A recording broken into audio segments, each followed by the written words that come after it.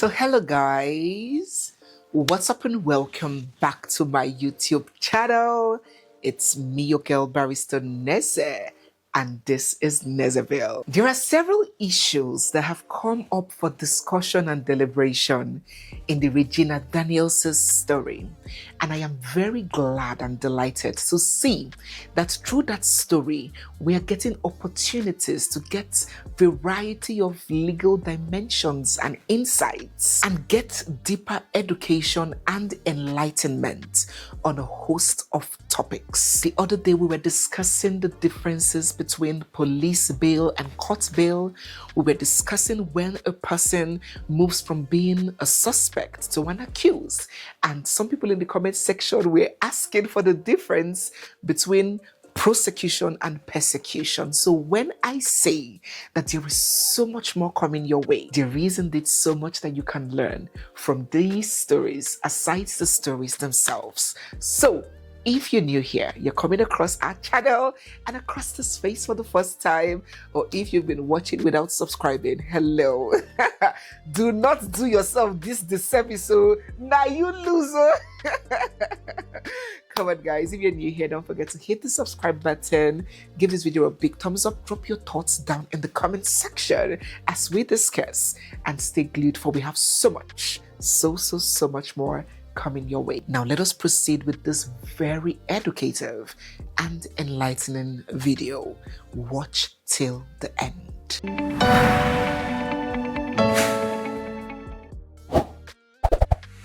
So in the course of analyzing this whole challenge that has erupted on social media with the NWOKO and the Daniels' family, some people have wondered that Ned said that his brother-in-law should face the law for having committed a barrage of offenses ranging from assault, criminal intimidation, trespass, cyberbullying, and a lot of others. But there are even more serious offenses allegedly on his part that are not being addressed. The offenses of child marriage, statutory rape, and the allegations of domestic violence. Now let us discuss these in total, not only because of Ned, but for people like him. I've seen some comments that have erroneous beliefs on how these things work.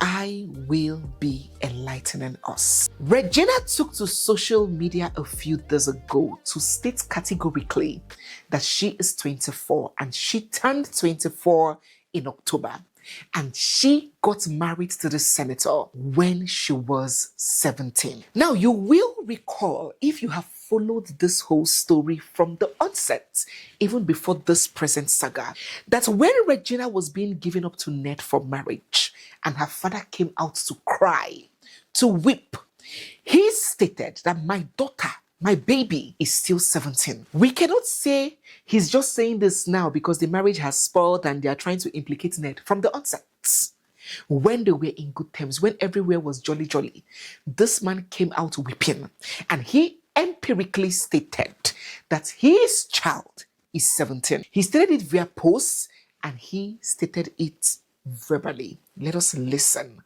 to him. Born on the 10th of October 2001. No.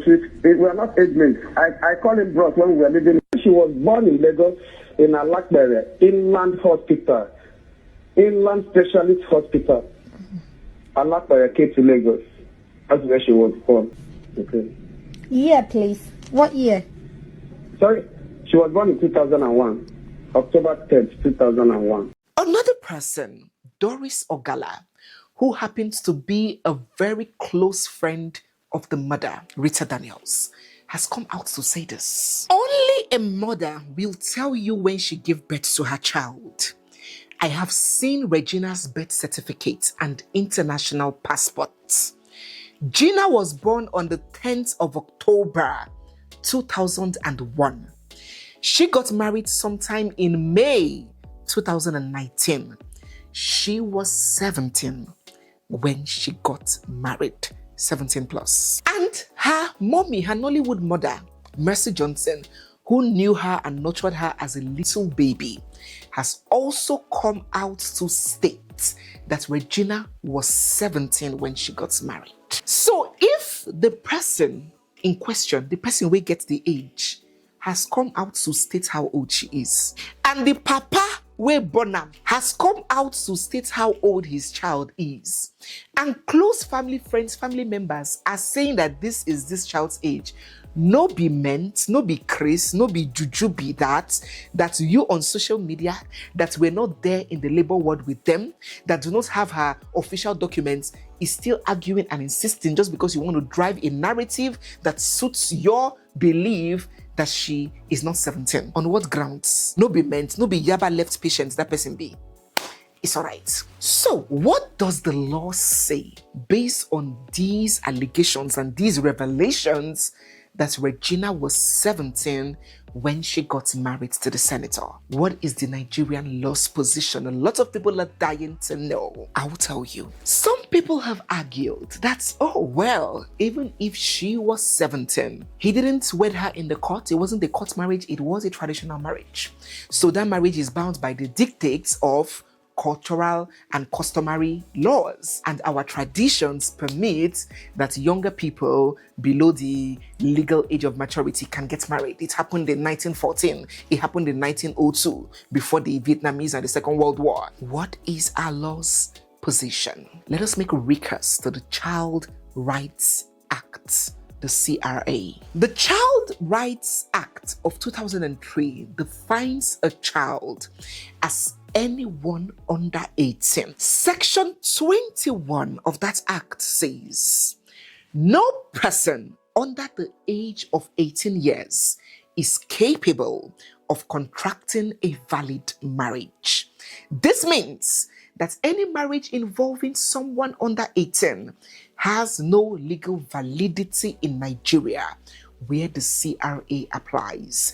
That act and that section expressly prohibits child marriage. Section 22, the next section, went further. It said, no parent, guardian, or any other person shall betroth a child to any person. Any form of engagement, promise, or arrangement for marriage involving a minor is illegal. Section 23, the next section, went further to prescribe the punishment for this offense, and it said, anyone who marries, betroths, or promotes the marriage of a child commits an offense and is liable upon conviction to an imprisonment for up to 5 years or a fine of up to 500,000 or both.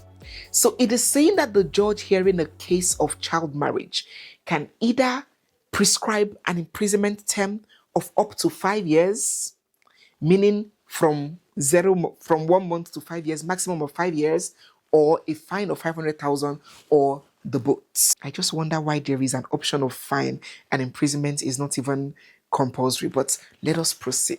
I'm sure some of you would be in confusion and you would wonder, so Neze, how are these children in the north, in northern Nigeria, getting married legally? We're seeing everything on social media. Children in the north are still engaged in contracting marriages. What is going on? That is in contradiction to what you're saying. Now, I will tell you, the Child Rights Act is not in effect throughout the country. It is only in effect in certain states, in certain areas. Let us not forget that the subject of marriage is both under federal and state legislation. So it is both under the exclusive legislative list and the concurrent legislative list. For those that do not know what I'm talking about, relax. You know that I'm going to break it down and enlighten you in a way that you're going to understand. Now, there are 3 lists of subjects and issues that our lawmakers can make.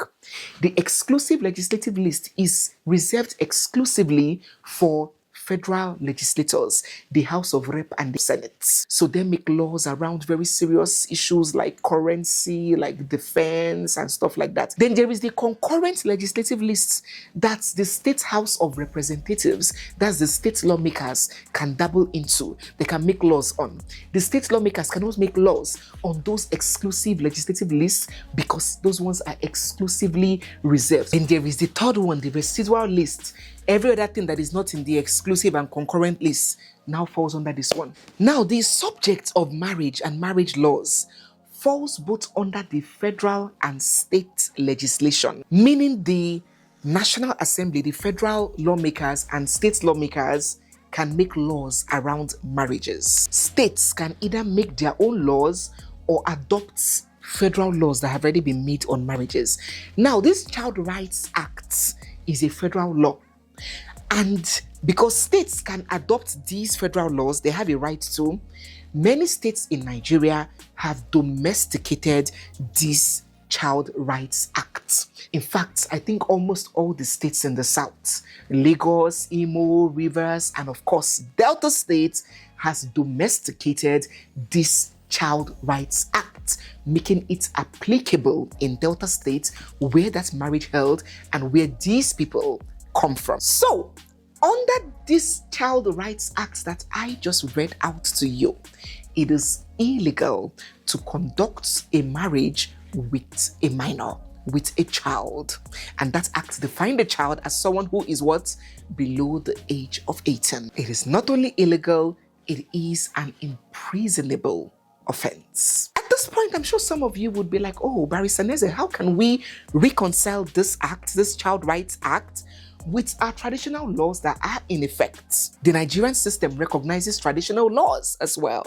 Yes. So since this marriage was only conducted traditionally, how can we reconcile that with this law that prohibits such a marriage? I would explain to you. Nigeria is a very dynamic country, especially when it comes to our legal framework. In fact, if we begin to explain our legal framework to you, you fit grace. Let us not forget that there was an Islamic colony. Then it wasn't called Nigeria. It was with Chad and Niger and some parts of Cameroon. So there was that part of Nigeria that was conquered by the Fulanis, by Usman Danfodio when he marched into Western Africa. So there was that part, and there was the other part of Nigeria that was conquered by the Europeans. So these parts that were conquered by the Europeans are basically Christians, while those parts that were conquered by the Islamist jihadists are mostly Muslims. And Britain came and merged this salt and sugar, this oil and water together, merged these people with different religions, different mindsets, different cultures, different everything, different ways of life. Without much consideration to these differences, merged these two people, North and South, together and formed them into one country called Nigeria, right? So because of that amalgamation, it's almost like the North and South runs two different systems, two different legal frameworks. So what are the laws that guide the country, that guides these two different set of people that have been merged into one country? First, we have the Constitution, which is the supreme law. It is the grand norm, the most important law of the land. It governs both North and South. Next, we have the statutory laws. Those are the ones that were made by both federal and state legislators. Then we have case laws, also called judicial precedents. Those are the ones that were made by judges, because there's some, time evolves. There's some things that have come to play and the judges have to make a decision on the spot, but they have not really been covered by legislation, by lawmakers. There has not been any law that has been enacted to deal with these nitty-gritties that come up during real life cases, right? So judges are in a position to make declarations that now become law, pending when legislators can, go through those there are plenty processes to enact a law that would cover it very well. Those laws that judges make are called case laws or judicial precedents, and they also form part of our laws in Nigeria. Then there is the Islamic law, the Sharia law. Those ones govern Muslims mostly in northern Nigeria, some parts of northern Nigeria. Then there is the traditional or customary law, and those ones are derived from customs of different and various ethnic groups. All of these laws are existing together. So how do we ensure that there is no clash or confusion? Just as we are seeing here now, where it looks as though traditionally marriage of young people is permissible, but in the act it is illegal. How do we reconcile to ensure that there is no clash of law? To ensure that conflicts of laws do not occasion in this our super dynamic legal system is by what is called a hierarchy of laws. So all laws are laws, but some laws are more superior than the other or than others. Let me quickly tell you the hierarchy so you can see where traditional law comes. So when you want to argue with it is our tradition, you will see where it stays in the hierarchy of laws, in the order of things when we want to talk about legal framework of the country. Sitting at the very top, at the topmost top, is the Constitution of Nigeria. And any law that contradicts, contravenes, or is inconsistent with the dictates of the Constitution to the extent of its inconsistency is null and void. Calm down, I will explain. So if a law is contravening the Constitution, all of the law doesn't get thrown out. All of that other law that is in contrast with the Constitution doesn't get thrown out. It is only the parts to the extent of its inconsistency. So if this is all the law, and this part does not contravene the Constitution, but this part here contravenes the Constitution, it is only this part here that now becomes null and void. So that is why the law says to the extent of its inconsistency becomes null and void. So the Constitution ranks supreme. So instead of contradicting and contravening, these other laws must be in consonance and conformity with the Constitution. Good. Now, Constitution number 1, what comes next after the Constitution? Legislation. Legislation are the laws that are made by who? The lawmakers, through acts or decrees. Acts are laws that are made in democratic systems, while decrees are made in military or totalitarian systems. So acts and decrees rank next after Constitution. So all this criminal code, all these child rights acts now that I just read, all the penal code, all the administrative of criminal justice laws, all those other things, the matrimonial causes act, all those laws are acts. And after the Constitution, they rank next in superiority and seniority. And then right under those legislations are customary laws. They are only operational and legal when they do not offend the principles of natural justice, equity, and good conscience, and do not contravene the provisions of either the Constitution or the legislation. So they rank less than acts. So in any situation where the wordings or the practice or the dictates of culture, custom, and traditions are not in conformity or outrightly contravenes or contradicts or is inconsistent with an act ranks supreme. And that is why in Nigeria, traditionally, getting married to several wives is legal, but under the act, under the statutes, it is illegal. So if you submit yourself to a statutory marriage, you are bound by the dictates of statutory law, and taking another wife becomes illegal. That is why those ones that have oju kokoro, I tell them, don't go to court and don't go to church. Go and do your marriage only traditionally. And that is why female genital mutilation is cultural in some parts of Nigeria, but because it has been proscribed by statutes. The Violence Against Persons Prohibition Act, the VAP Act, has criminalized female genital mutilation. So despite it is cultural in some places, anybody that does that is liable to go to prison for 4 years. And that is why also the disinheritance of female children, which is a very rampant cultural practice amongst the Igbos, has been ousted by the Supreme Court. So even case laws are more superior than traditional laws.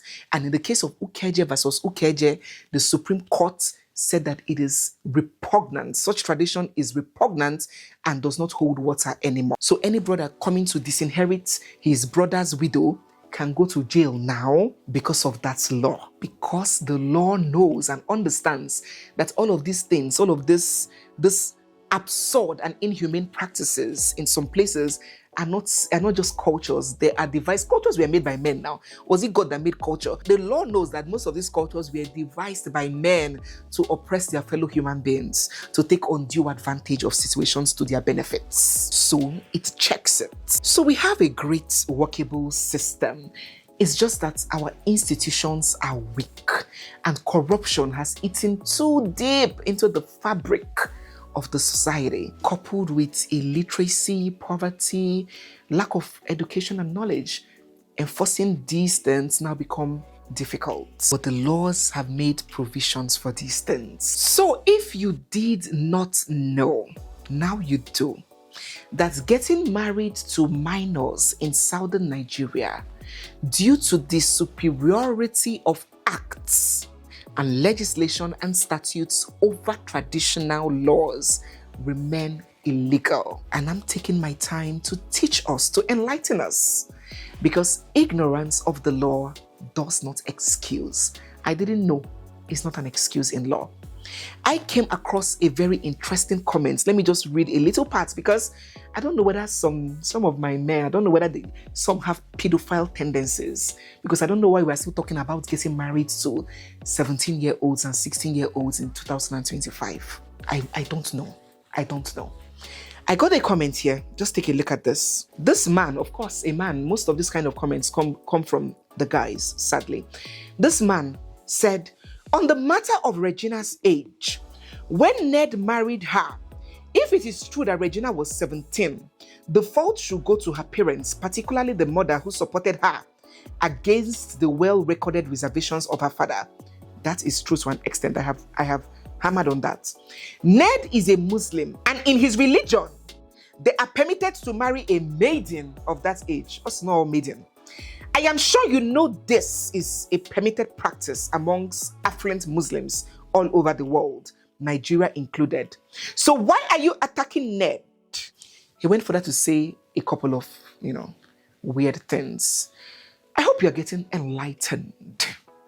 Your religious preferences does not overweigh the statutes of the land where you stand and where that marriage was conducted.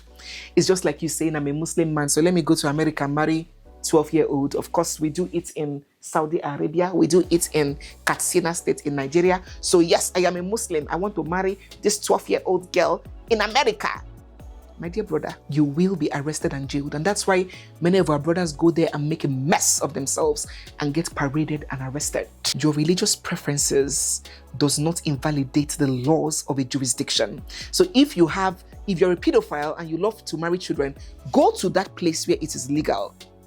If it is legal in northern Nigeria, go to northern Nigeria and do that marriage. You cannot conduct a marriage with a child in southern Nigeria. The law, not your religion, takes prevalence. So having discussed and broken this down step by step, and with this confession by Regina and her family members that she was 17 when the senator married her, some people may wonder and ask, is it really Sammy that should be under investigation, arrested and jailed, or should it be somebody else? Let us begin to drop our thoughts down in the comment section. The next subject I would like to address and enlighten us on is the issue of statutory rape. What is statutory rape? Statutory rape is engaging in sexual activity or intercourse with a person below the age of consent, even if that person agrees to it or appears to have agreed to it. Now, because the law considers them incapable of giving consent, you cannot give what you don't have. The law has said at this age, this person lacks the capacity to give consent. So you cannot say she gave consent because she doesn't have consent to give. Hence, the law will assume that you did that thing without consent because the person cannot give consent, and it now becomes rape, which means, in simple terms, unconsented sexual intercourse. Legally speaking, A child lacks capacity to give consent because he or she is below the age of maturity. And under this Child Rights Act, Section 31 was very clear when it said, no person shall have sexual intercourse with a child. A child is defined as anyone under 18 years old, and it prescribes strict punishment for that, regardless of that child's perceived maturity or willingness. The law believes and expects that an adult should know better. That's number 2. Let us address the last but not the least, the issue of domestic violence. Prior to a few days ago, on this allegation or suspicion of domestic violence, it was his words against hers until a voice note was released by Sweezy, purportedly revealing the senator sort of admitting to have assaulted Regina. You've lived in the UK for years. You know, you cannot go to a court in the UK here and tell the court, I slapped her 2 times. You can't say that. I will say that. No, you won't say that. In the UK, yeah? You won't. I will say that anywhere. Let me tell you. In the UK? Oh, yes. Let me tell you. I will slap if my wife does something. Now, under our laws, assault, criminal assault, is an offense. If the assault led to injury, like what we saw in those pictures, it now becomes assault occasioning harm, which now becomes a felony. So if this age thing is indeed true, and all of these that we have discussed is the case, and this system actually works, who do you think should be in bigger trouble now? Is it Sammy or the complainant?